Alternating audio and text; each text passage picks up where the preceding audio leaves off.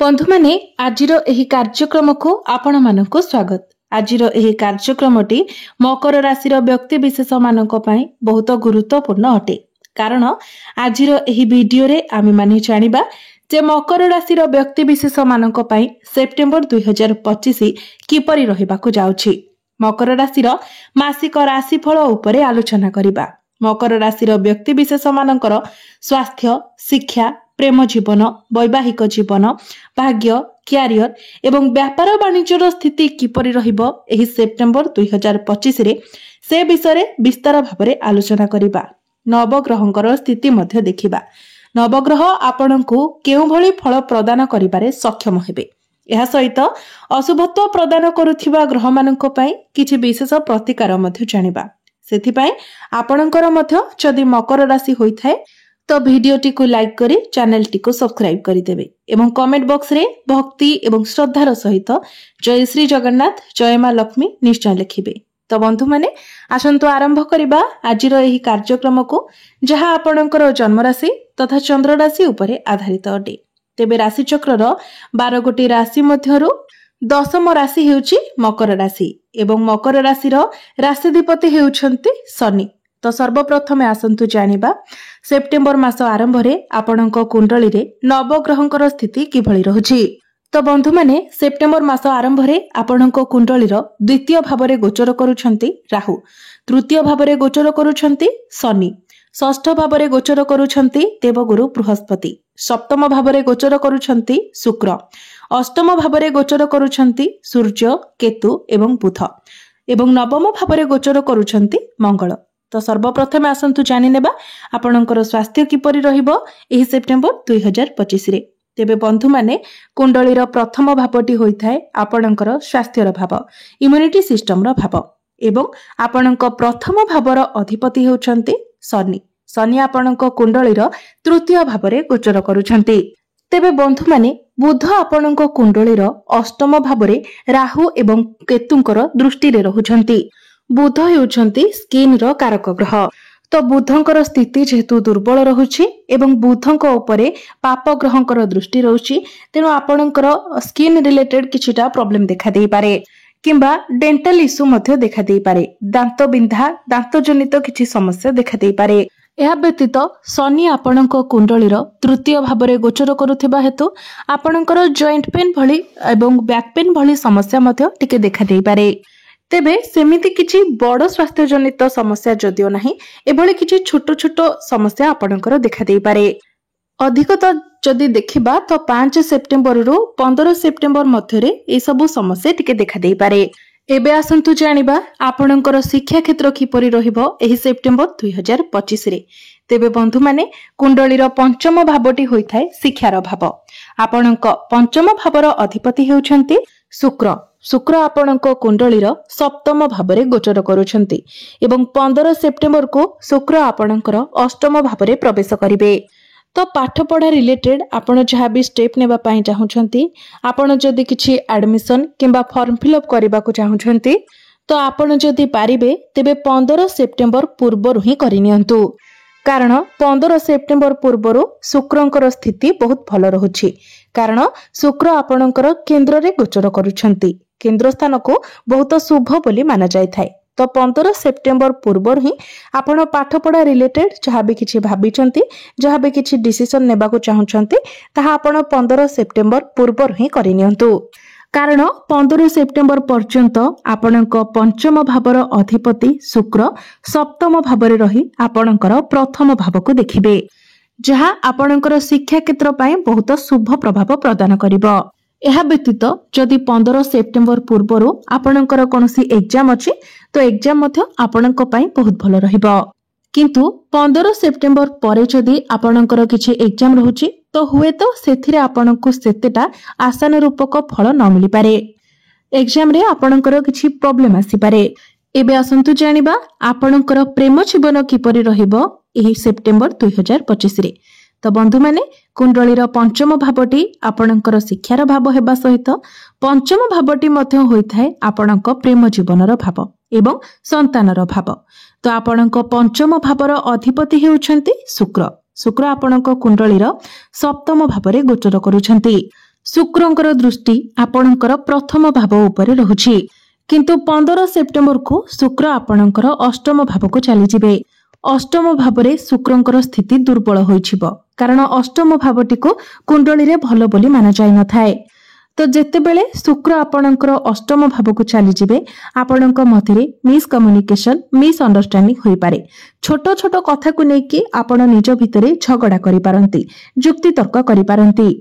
आपण निजर पार्टनर को भितरे छोट छोट कथारे कमी बाहर करने को लगे किंतु 15 सेप्टेम्बर पूर्व जदि देखिबा तो आपणकर प्रेम जीवन बहुत भल रहिबो कारण 15 सेप्टेम्बर पूर्व शुक्र आपणकर केंद्र रे रहुछंती एवं शुक्रंकर दृष्टि आपणकर प्रथम भाव उपरे रहुछि। बुध मध्य 15 सेप्टेम्बर को आपणकर नवम भाव को चली आसीबे। सेमिति जदि देखिबा तो सेप्टेम्बर मासटी आपणकर प्रेम जीवन पाई भल रहिबो, सेते किछि मेजर इश्यू आपणक मध्यरे आसीबो नाही किंतु 15 सेप्टेम्बर पूर्वरु आपणकर प्रेम जीवन अधिक भल रहिबो। एबे आसंतु जानिबा आपणकर वैवाहिक जीवन किपरि रहिबो एही सेप्टेम्बर 2025 रे। तो बंधु माने कुंडलीर सप्तम भावटी होइथाय आपणक वैवाहिक जीवनर भाव, आपणक जीवन साथीर भाव एवं आपणक सप्तम भावर अधिपति हेउछंती चंद्रमा, जे कि प्रति 2 दिन रे निजर राशि परिवर्तन करिथांती। तेबे आपणक सप्तम भावरे गोचर करूछंती शुक्र एवं आपणक प्रथम भावर अधिपति शनि तृतीय भावरे गोचर करूछंती। कोनोसी पाप ग्रहंकर दृष्टि आपणकर सप्तम भाव उपरे रहुनाही। तो आपण आपणक जीवन साथीक सह मिसी कोनोसी लग्जरियस आइटम निज घर पई आनी पारंती किंबा घर पई कोनोसी डेकोरेटिव जिनिस आपण किणाकिणी करि पारंती। आपण निज जीवन साथीक सह मिसी जदि कोनोसी प्लानिंग करूथिले तो ताहा एही मासरे आपणक पई फलप्रद रहिबो। एही मासटी आपणकर फैमिली प्लानिंग पई मध्ये बहुत भल रहिछि। शुक्र आपणकर सप्तम भावरे गोचर करूछंती, शनि आपणकर तृतीय भावरे गोचर करूछंती। आपणक राशि रे जो शनि 7.5 चलीथिला ता संपूर्ण रूप रे समाप्त होई सारिछि। तो वैवाहिक जीवन आपणकर बहुत भल रहुछि किंतु शुक्र जेतेबेले आपणकर अष्टम भाव को चली जिवे सेतेबेले आपणक जीवन साथींकर किछिटा हेल्थ रिलेटेड इश्यू देखा दे पारे। इम्यूनिटी सिस्टम टिके डाउन होई पारे किंतु सेमिति किछि बड़ समस्या देखा देबो नाही। जदि मोटामोटी भाबरे देखिबा तो सेप्टेम्बर मासरे आपणकर वैवाहिक जीवन 75 रु 80% भल रहिबो। जदि आपण केवाडे बुलिबाको जिबाको प्लानिंग करूथिले तो एही सेप्टेम्बर मासरे आपण बुलिबाको मध्य जाई पारंती कारण आपणकर भ्रमण जोग रहुछि। एबे आसंतु जानिबा सबुठारु गुरुत्वपूर्ण विषय वस्तु आपणकर भाग्य, क्यारियर एवं व्यापार वाणिज्यर स्थिति किपरि रहिबो एही सेप्टेम्बर 2025 रे। तेबे बंधु माने कुंडलीर नवम भावटी होइथाय भाग्यर भाव। आपणक नवम भावर अधिपति हेउछंती बुध। बुध आपणक कुंडलीर अष्टम भावरे गोचर करूछंती किंतु 15 सेप्टेम्बर को बुध निजर स्वगृह आपणकर नवम भाव को प्रवेश करिवे। आपणकर नवम भावरे बुध उच्चस्थ होइजिवे। तो बुध जेतेबेले नवम भावरे प्रवेश करिवे सेतेबेले ताहा आपणक पई बहुत शुभ फल प्रदान करिवो कारण आपणकर नवम भावर अधिपति नवम भावरे ही प्रवेश करिवे। तो आपण भाग्य संबंधित जहाँ भी किछि कार्य करबा को चाहुचंती, जदि किछि बड़ कार्यर आरंभ करबा को चाहुचंती, किछि बड़ डिसिजन नेबा पई चाहुचंती, कोनोसी बड़ जिनिस आपण किणाकिणी करबा को चाहुचंती किबा आपण भाग्य संबंधित किछि भी कार्य करबा को चाहुचंती, किछि बड़ इन्वेस्टमेंट करबा को चाहुचंती तो 15 सेप्टेम्बर परे आपणक पई समय बहुत भल रहिबो। एबे आसंतु जानिबा आपणकर क्यारियर आपणकर कार्यक्षेत्र किपरि रहिबो एही सेप्टेम्बर 2025 रे। तो बंधु माने कुंडलीर दशम भावटी होइथाय क्यारियर भाव, कार्यक्षेत्रर भाव। आपणक दशम भावर अधिपति हेउछंती शुक्र। शुक्र आपणक कुंडलीर सप्तम भावरे गोचर करूछंती एवं 15 सेप्टेम्बर को शुक्र आपणकर अष्टम भाव को प्रवेश करिवे। तेबे वर्तमान आपणक दशम भावर अधिपति निज ठारू दशम स्थान रे गोचर करूछंती जहां आपणकर क्यारियर पाई बहुत भल समय देखाउछि। आपणकर स्ट्रेंथ बढ़िबो, आपणक मध्यरे कॉन्फिडेंस लेवल बहुत भल रहिबो। प्रत्येक समस्यार समाधान मध्य आपण करि पारिबे। आपणक पाखकु जेमिति काम आसिले मध्य जेते कॉम्प्लिकेटेड काम आसिले मध्य आपण ताहाको बहुत सहजरे करि देबे किंतु जेमिति ही शुक्र आपणकर अष्टम भावरे प्रवेश करिवे सब किछि बदली जिवो। ସେତେବେଳେ ଆପଣଙ୍କର ମୁଡ୍ ସ୍विଙ୍ଗ ହେବ। କାମ କରିବାରେ ଆପଣଙ୍କର ସେତେଟା ଆଗ୍ରହ ଆସିବ ନାହିଁ। ଆପଣଙ୍କ ମଧ୍ୟରେ ଆଳସ୍ୟ ଦେଖାଦେବ। ଆପଣ ନିଜର କାମକୁ ଟାଳିବାକୁ ଲାଗିବେ। ଆଜିର କାମକୁ ଆପଣ କାଲି ପାଇଁ ପକାଇ ରଖିବେ। ତେବେ ଆପଣଙ୍କ ନିକଟରେ ଯଦି କୌଣସି ଚାକିରି ନାହିଁ, ଆପଣ ଚାକିରିର ଅନୁସନ୍ଧାନରେ ଅଛନ୍ତି, ତ 15 ସେପ୍ଟେମ୍ବର ପୂର୍ବରୁ ଆପଣଙ୍କୁ ଚାକିରି ମିଳିବାର ବହୁତ ଅଧିକ ସମ୍ଭାବନା ରହୁଛି। ତେଣୁ ଆପଣ ନିଜ ତରଫରୁ ଚେଷ୍ଟା ଜାରି ରଖନ୍ତୁ। କିନ୍ତୁ 15 ସେପ୍ଟେମ୍ବର ପରେ ଆପଣ ଯେତେ ପାରିବେ କୌଣସି ବି ଆର୍ଗୁମେଣ୍ଟ ଠାରୁ ଦୂରେଇ ରୁହନ୍ତୁ। କାହା ସହିତ ଆପଣ ଯୁକ୍ତି ତର୍କ କରନ୍ତୁ ନାହିଁ। ନିଜର କାମକୁ ନ ଟାଳି ନିଜ ଭିତରୁ ଆଳସ୍ୟକୁ ଦୂର କରି କାମକୁ ଇମ୍ପୋର୍ଟାନ୍ସ ଦେବା ପାଇଁ ଚେଷ୍ଟା କରନ୍ତୁ।